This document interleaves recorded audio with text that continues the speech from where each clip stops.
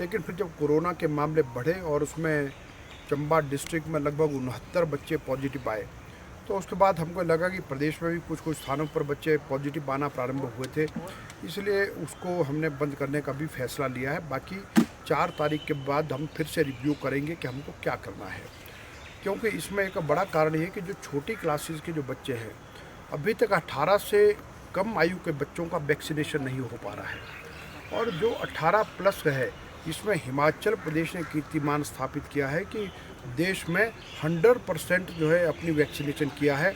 और इसमें जो हायर एजुकेशन जो +2 के बाद की, उसको सबको हम प्रारंभ कर रहे हैं और 1 सितंबर से हमारे कॉलेज और विश्वविद्यालय इत्यादि सब खुल जाएंगे, तो इसलिए वो तो हम प्रारंभ कर रहे हैं।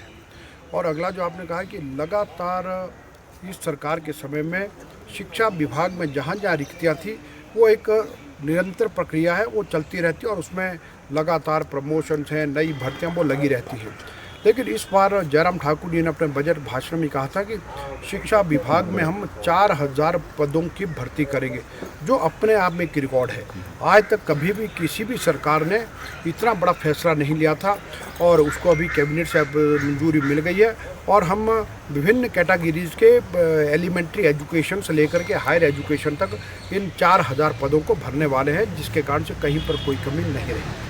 सर, पिछले कल जो जनसभा को संबोधन किया मुख्यमंत्री ने और जिसके बाद जो है वो 100 करोड़ से ज़्यादा की परियोजनाओं के शिलान्यास और उद्घाटन किए हैं, उसको लेकर कांग्रेस ने आज आरोप लगाया है कि सरकार उन परियोजनाओं का उद्घाटन और शिलान्यास कर रही है जो उनके कांग्रेस के कार्यकाल में किए। ठीक है, मुझे लगता है कि पहले तो मैं माननीय मुख्यमंत्री जयराम ठाकुर जी का धन्यवाद करता हूं कि वो जब भी आते हैं तो मनाली विधानसभा क्षेत्र के लिए नई सौगातें दे करके जाते हैं, और कल भी आए, बहुत कुछ हमको दिया है। अब कांग्रेस के लोग जो आरोप लगा रहे हैं वे हास्यास्पद भी हैं और सबकी समझ से परे भी हैं कि कब कहाँ पर उनका क्या योगदान रहा। ये मनाली की जनता भी जानती है, ज़िला कुल्लू की जानती है, प्रदेश की जानती है। तो इसीलिए यह है कि जितने काम हुए हैं ये सब भारतीय जनता पार्टी की सरकार की देन है और उसी के आधार पर ये काम हुए हैं। लेकिन वो इस बात को तो मानते काम हो रहे हैं, लेकिन अगर कोई ये कहे कि कांग्रेस कार्यकाल के 5 साल की जो उपलब्धियाँ तब क्या था, तो तब कहने के लिए कुछ नहीं है। और यहाँ पर मनाली विधानसभा क्षेत्र में अब चाहे इंडोर स्टेडियम का काम प्रारंभ हो रहा है, चाहे हमारे अस्पताल पहले 30 बेडेड था, 30 से 50 बेडेड करने वाले हम थे, अब 50 से 100 बेडेड करने वाले हम हैं। अब इसके नए भवन का निर्माण करने वाले हम हैं। ऐसे अनेक काम, अब पत्नीकुल में कम्युनिटी हेल्थ सेंटर बनाने वाले हम हैं, ITI बनाने वाले हम हैं, पॉलिटेक्निक कॉलेज लाने वाले हम हैं, नवोदय विद्यालय बनाने वाले हम हैं। ऐसे अनेक प्रकार की योजनाएं, और कल कई नए स्कूलों का भी कल घोषणा हुई है, जिनकी अपग्रेडेशन भी होगी और नए स्कूल भी बनेंगे। इसलिए हर प्रकार का जो विकास के काम वो चल रहे हैं। और चाहे वो नेशनल हाईवे की बात है, हमने काम कंप्लीट करके दे दिया है। लेफ्ट बैंक की बात है, अब वो नितिन गडकरी जी ने घोषणा किया है, अब इसका भी DPR का काम प्रारंभ हो जाए। तो इसलिए सब के सब काम हमने किया, इसलिए उनके आरोपों का कोई मतलब नहीं रह जाता। इसलिए मुझे लगता है कि वो हताशा और निराशा में, और एकदम से अब उनको लगा कि कल इतनी नई चीज़ें भी मिल गई। और फिर आप देखेंगे कि क्या लेफ्ट बैंक, क्या राइट बैंक, क्या ऊपर का क्षेत्र, क्या निचला क्षेत्र, हर क्षेत्र को कोई ना कोई उपहार मिला। कोई क्षेत्र विधानसभा क्षेत्र का ऐसा नहीं रहा जहाँ के लिए कोई ना कोई योजना का शिलान्यास नहीं हुआ, जहाँ पर किसी योजना का उद्घाटन नहीं हुआ। और फिर नई घोषणा है वो भी पूरे विधानसभा क्षेत्र के हर क्षेत्र और हर वर्ग के लिए की गई है। सर, पर्यटन के क्षेत्र की अगर बात करें तो काफ़ी लंबे समय से जो है इस पर असर बन रहा है।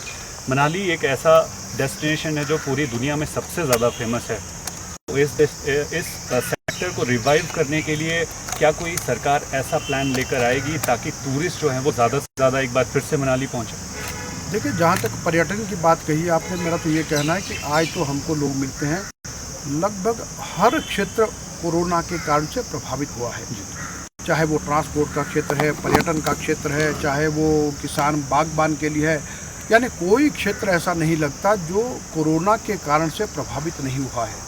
और इसलिए सरकार ने समय समय पर, भारत सरकार ने अनेक प्रकार के पैकेज भी दिए, प्रदेश की सरकार ने भी अनेक प्रकार की सुविधाएं दी है। अब तो हम एक बात के लिए कहते हैं कि अब ये कोरोना जो है जल्दी हटे और ये यानी कि समाप्त हो, और जिसके कारण सारा जनजीवन जो है फिर से पटरी पर आए। और निश्चित रूप से जहाँ पर लगता है कि हमको तो पर्यटन व्यवसाय पर क्या क्या इसके दुष्प्रभाव हुए, नेचुरली को पर्यटन पर भी और बाकी भी जिस क्षेत्र का नुकसान हो उन सब पर सरकार का पूरा ध्यान है। और जैसे लगेगा कि सबको इस परेशानी कैसे निकालना उस सबको करेंगे। लेकिन एक बात तो निश्चित रूप से यह है कि आज अगर कहा जाए पूरी दुनिया की इकोनॉमी भी इसने यानी कि तोड़ के रखती है। तो अब जो हालात है उस सब के बीच में जितना उचित होगा मदद करेंगे। Thank you.